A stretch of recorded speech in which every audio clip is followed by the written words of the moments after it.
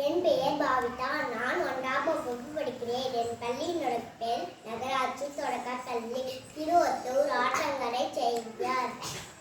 அகர முதல் எழுத்தெல்லாம் ஆதிபகவான் முடக்கே உலகு.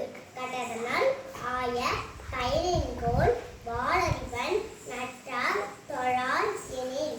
மலர்மிசை ஏறினார் மானடி சேர்ந்தார் நிலமிசை நீண்டு வாழ்வார்.